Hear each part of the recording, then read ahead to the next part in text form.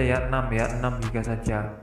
Maka yang 2 GB itu tidak akan terbaca ya sahabat ya, karena yang terbaca batasnya adalah 4.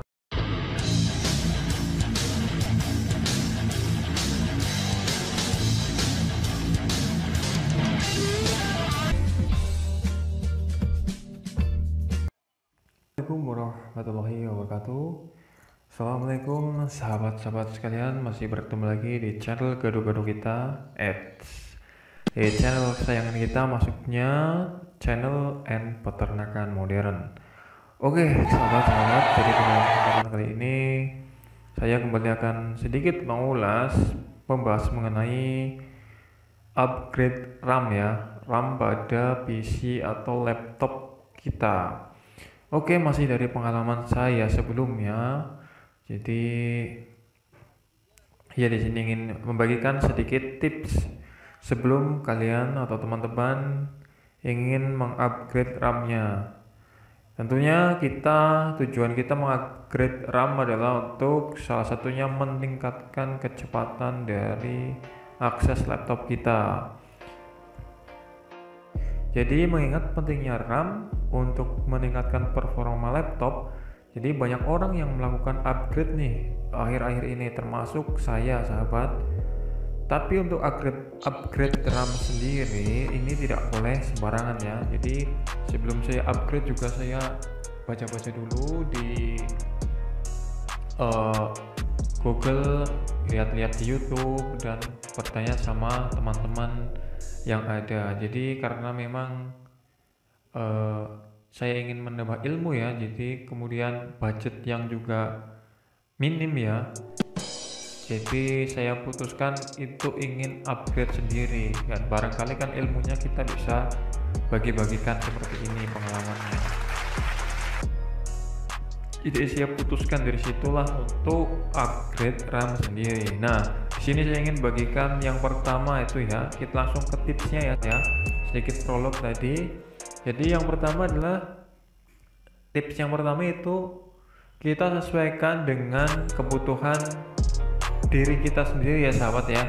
Jadi untuk RAM sendiri ingin besarnya berapa, RAM kan ada yang 2, 4, 8, jadi kelipatan-kelipatannya seperti itu ya sahabat. Jadi mungkin sahabat ada yang bingung ingin upgrade ke tambah 2 GB atau tambah 4 GB atau tambah 8 GB, mungkin ada yang bingung. Jadi untuk berapanya itu disesuaikan dengan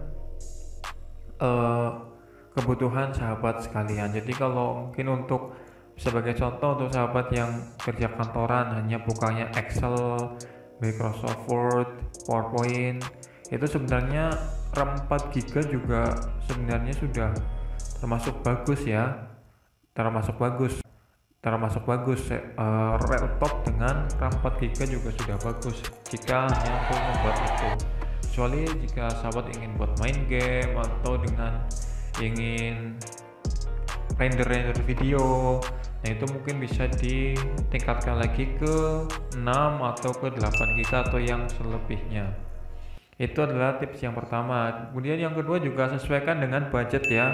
Jadi jangan dipaksakan. Mungkin kalau yang budgetnya banyak langsung di-upgrade ke yang lebih besar itu lebih baik. Tapi kalau yang budgetnya sedikit kan kita buat apa upgrade besar-besar, tetapi nanti kalau tidak diperlukan atau tidak dibutuhkan, tidak terpakai kan juga sayang ya sahabat ya.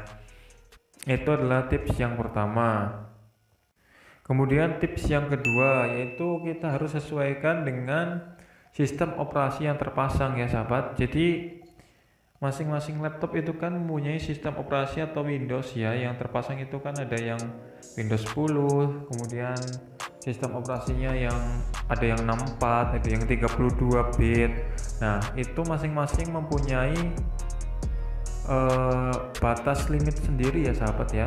Jadi untuk upgrade RAM itu tidak sembarangan. Jadi misalnya seperti ini, CPU kita jadi disesuaikan dengan CPU. Biasanya sudah ada rekomendasi dari perusahaan-perusahaan laptopnya untuk kita install yang berapa bit di laptop kita.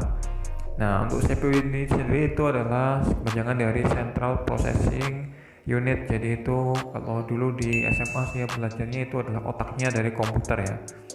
Jadi itu yang akan membaca data setelah diproses di RAM. Dan untuk penanganan 64 dan 32 itu tentunya berbeda ya sahabat, sekali lagi itu berbeda.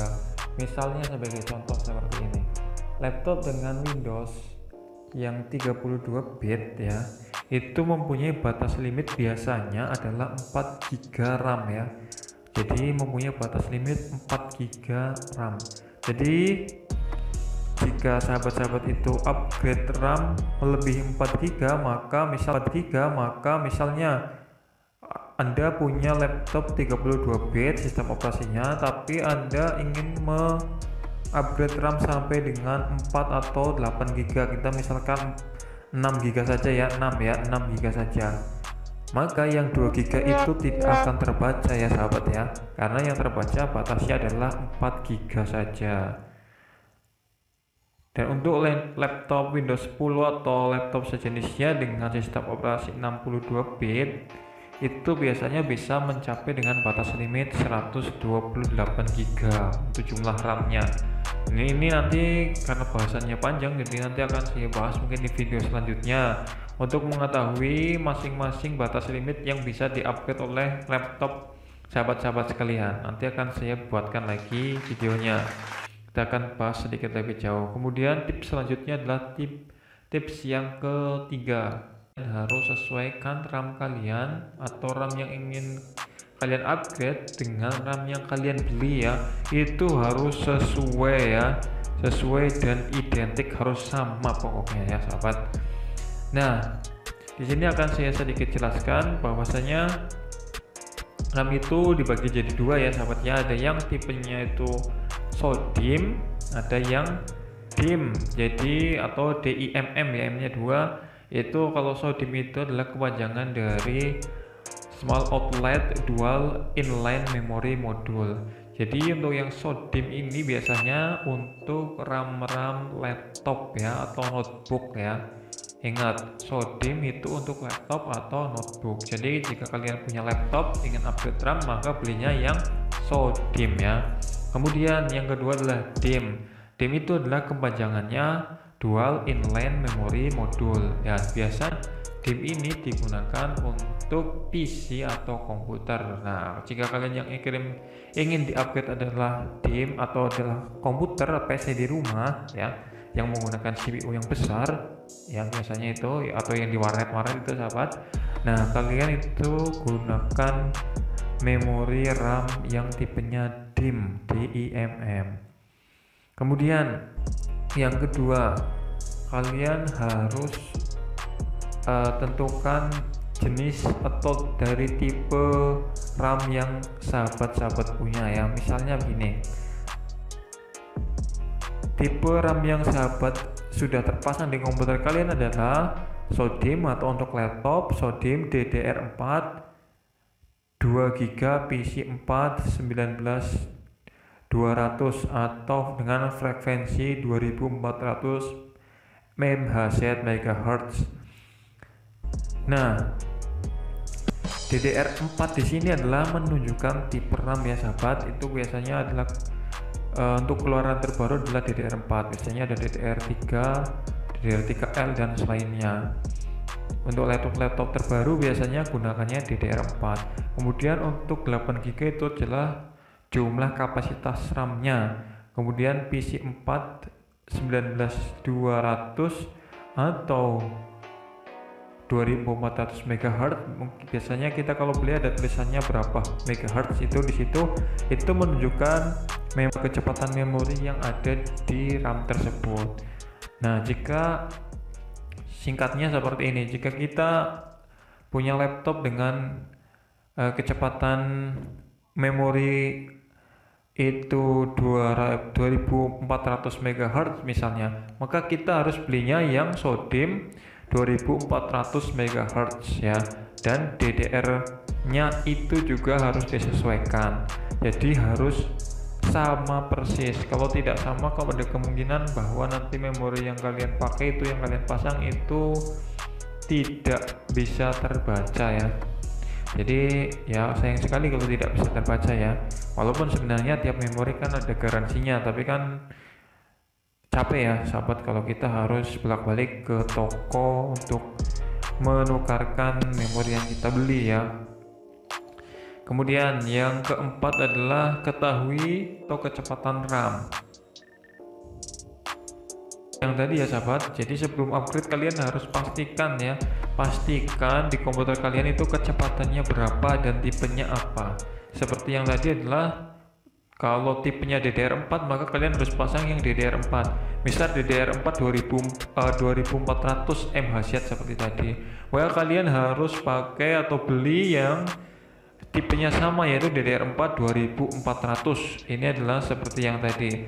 Kalau tidak, memori kalian tidak akan terbaca atau malah biasanya akan mengikuti memori yang paling kecil yang jumlah frekuensinya itu paling rendah, atau biasanya adalah akan mengikuti yang bawaannya.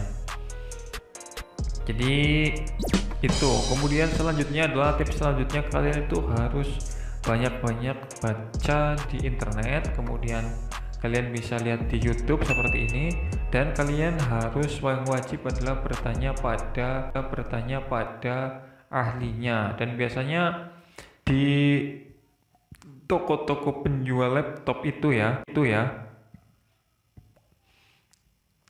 sebenarnya biasanya itu ada mekaniknya ya teman-teman.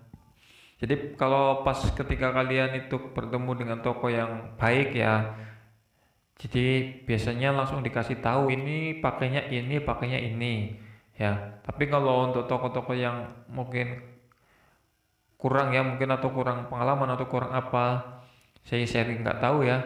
Jadi biasanya diminta langsung dibawa saja laptopnya ke situ untuk dipasangkan. Nah, jadi itu mungkin sedikit tips dari saya ya teman sahabat-sahabat ya.